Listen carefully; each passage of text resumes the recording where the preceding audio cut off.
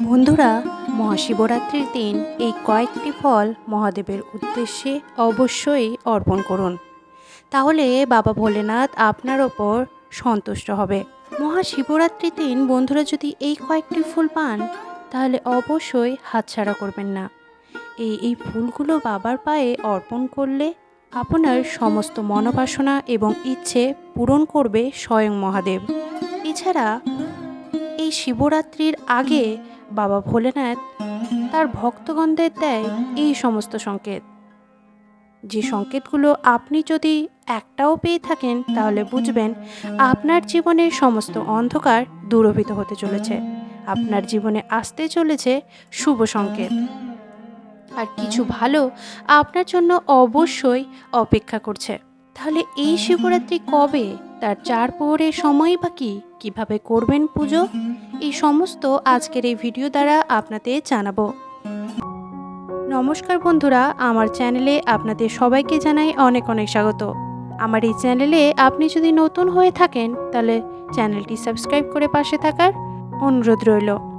ভিডিওটি প্রথম থেকে শেষ অবধি মনোযোগ সহকারে দেখুন।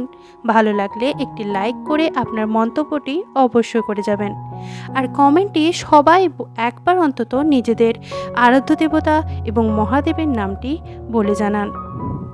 বন্ধুরা, মহাদেব হলেন সৃষ্টি স্থিতি প্রলয়রূপ 3 কারণের কারণ। মহাদেব একদিকে যেমন ক্রূর ও ভয়ঙ্কর, অন্যদিকে তেমনই দয়ালু ও মঙ্গলময়।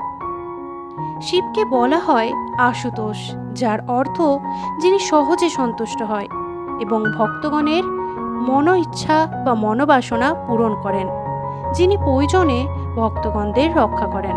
তাই জন্য বন্ধুরা, মহাদেব যেমন অল্পতেই সন্তুষ্ট, আবার তার ভয়ঙ্কর রূপও কিছু ভুলবশত কারণের জন্য তিনি রুষ্টও হতে পারেন।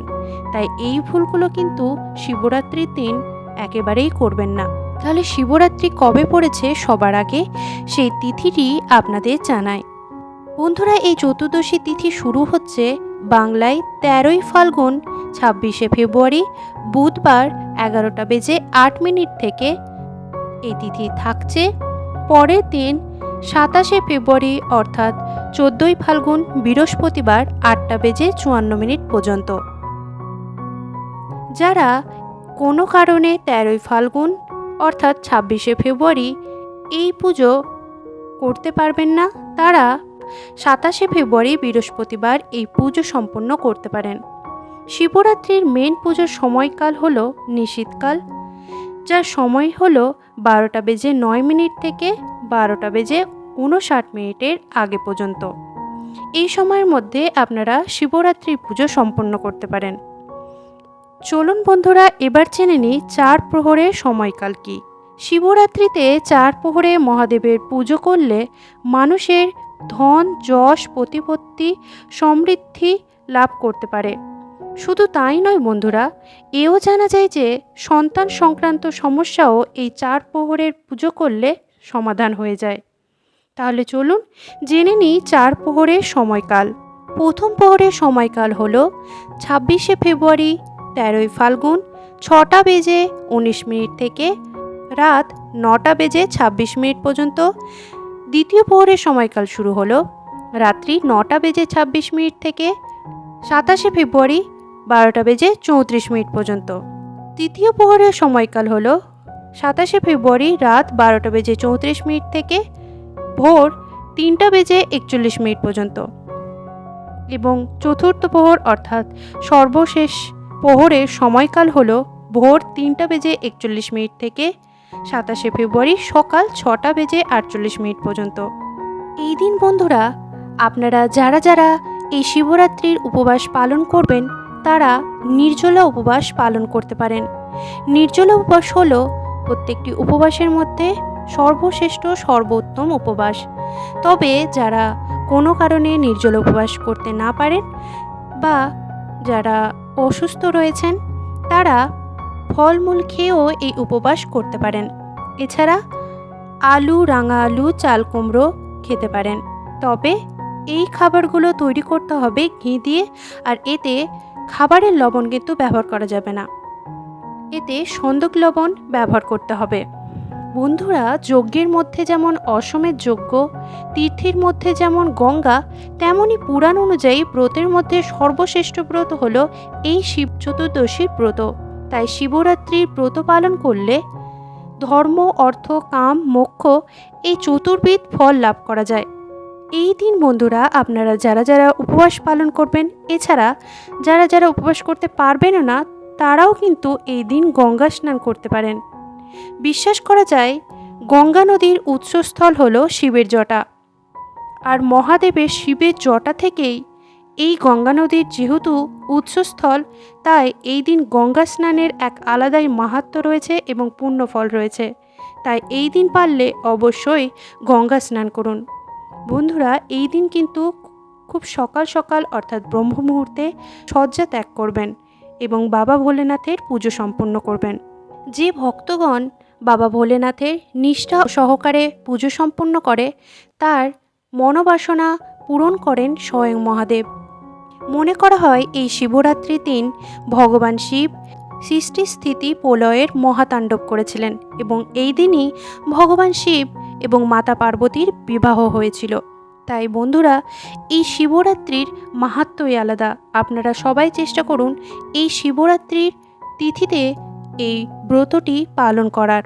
এই দিন বাবা ভোলেনাথের উদ্দেশ্যে ধুতুরা ফুল, বেলফল, আকন্দ ফুল, অপরাজিতা ফুল, গোলাপ ফুল, বেল ফুল এই সমস্ত ফুল কিন্তু অবশ্যই দান করবেন। বাবা ভোলেনাথের বেল ফল, এছাড়া আকন্দ ফুল, ধুতুরা ফুল, ধুতুরা ফল বাবা ভোলেনাথের ভীষণ প্রিয়। যারা যারা এই দিন বাবা ভোলেনাথের উদ্দেশ্যে গোলাপ ফুল অর্পণ করেন, তাদের প্রেম বা ধনসম্পদ সংক্রান্ত সমস্যা দূরীভূত হয়। এছাড়া শিবপুরাণ অনুসারে বলা যায়, ধুতুরা ফুল বা ফল যে সমস্ত ভক্তগণ দান করেন, তাদের মনোবাসনা বা সমস্ত প্রকার ইচ্ছে পূরণ করেন বাবা ভোলেনাথ। এই দিন অপরাজিতা ফুলও বাবার উদ্দেশ্যে অর্পণ করুন। বলা যায় বাবা ভোলেনাথের উদ্দেশ্যে আর কিছু অর্পণ করুন আর না করুন, একটি বেলপাতা কিন্তু অবশ্যই অর্পণ করুন। তবে মনে রাখবেন বন্ধুরা, এই বেলপাতা যাতে 3 পাতা বিশিষ্ট হয় এবং সেই বেলপাতা যাতে কোনো রকম ভাঙা বা নষ্ট হওয়া বা ছেঁড়া না থাকে। সেই বেলপাতা হতে হবে অক্ষত। আপনারা বাবা ভোলেনাথের উদ্দেশ্যে 8টি বা 108টি যদি পারেন তাহলে দান করতে পারেন। তবে বন্ধুরা, ভুলেও কিন্তু বাবা ভোলেনাথের উদ্দেশ্যে এই দিন কেতকী ফুল বা কলকে ফুল অর্পণ করবেন না। আর এই দিন ভাঙা চাল কিন্তু ভগবান শিবের উদ্দেশ্যে অর্পণ করবেন না। মনে করা হয় একটি অক্ষত চাল পরিপূর্ণতার প্রতীক। পারলে এই শিবরাত্রির দিন অক্ষত চাল বাবার উদ্দেশ্যে অর্পণ করুন। এই দিন ভুলেও তুলসী পাতা ভগবান শিবের উদ্দেশ্যে অর্পণ করবেন না। বাবার মাথায় তিলক দেওয়ার একটি রীতি রয়েছে, তবে এই তিলক যাতে কুমকুম বা হলুদ দিয়ে না দেন, এই কথাটি মনে রাখবেন। আপনারা বাবার কপালে চন্দনের তিলক পরাতে পারেন। সর্বশেষে জানাই বন্ধুরা, বাবা ভোলেনাথ যে সমস্ত ভক্তগণদের ওপর সন্তুষ্ট হন, তাদের দেন এই কয়েকটি সংকেত। যারা এই সমস্ত সংকেতের মধ্যে একটিও সংকেত পান, তাহলে বুঝবেন আপনার জীবনে ভালো কিছু হতে চলেছে। এই দিন সকাল সকাল যদি কোনো ব্যক্তির শিবরাত্রির আগে ব্রহ্ম মুহূর্তে ঘুম ভাঙে, তাহলে বুঝবেন বাবা ভোলেনাথ আপনাকে সেই সংকেত দিয়েছে। ব্রহ্ম মুহূর্তে ঘুম ভাঙা মানেই একটি শুভ সংকেত। ব্রহ্ম মুহূর্তে মূলত আমাদের বাড়িতে দেব দেবতারা আগমন করেন, তাই এই মুহূর্তে ঘুম ভাঙা একটি শুভ সংকেতের কারণ। দ্বিতীয়, সকাল সকাল আপনারা যদি কোনো সাদা গোমাতা দেখতে পান, তাহলে বুঝবেন এটি স্বয়ং মহাদেবের সংকেত। কারণ গোমাতা অর্থাৎ নন্দী মহারাজ শিবেরই বাহন। গোমাতা অর্থাৎ সাদা নন্দী আপনারা যদি দেখতে পান, সেটি বাবা ভোলেনাথের আশীর্বাদ স্বরূপ সংকেত হিসেবে জানবেন। তৃতীয়, এই দিন যদি আপনারা কোনো সাপ বাড়ির আশেপাশে দেখতে পান বা সাপের দর্শন পান, অথবা স্বপ্নেও যদি আপনারা সাপকে দেখেন, তাহলে বুঝবেন এটি বাবা ভোলেনাথ আপনাকে সেই সংকেত দিয়েছেন। এই দিন যদি বন্ধুরা আপনাদের বাড়িতে কোনো গরিব দুঃখী আসে তাহলে তাদের কখনোই ফিরিয়ে দেবেন না। জানবেন বাবা ভোলেনাথ স্বয়ং আপনার পরীক্ষা নিতে এসছেন, তাই কখনোই এই সময় কোনো গরিব দুঃখী ব্যক্তিদের ফেরত দেবেন না। এই সময় গোমাতার সেবা করাও অত্যন্ত শুভ একটি কাজ, তাই আশেপাশে গোমাতা দেখলে অবশ্যই এই সময় গোমাতার সেবা করুন, গরিব দুঃখীদের দান করুন। এছাড়া এই সময় ভুলেও গ্রহণ করবেন না এই কয়েকটি খাবার। পোড়া জাতীয় খাবার এই শিবরাত্রির সময় খাবেন না। এছাড়াও আমিষ জাতীয় খাবার, নেশা জাতীয় খাবার থেকে এই সময় দূরেই থাকুন। আশা করি বন্ধুরা আপনাদের এই ভিডিওটা সমৃদ্ধ করেছে। কেমন লাগলো আজকের এই ভিডিওটা কমেন্ট করে জানাবেন। আজকের মতো এখানেই বিদায় জানাচ্ছি। আবারও দেখা হবে নতুন কোনো ভিডিও নিয়ে। সবাই ভালো থাকুন, সুস্থ থাকুন, ঈশ্বর সবার মঙ্গল করুক। জয় শ্রীকৃষ্ণ। রাধে রাধে।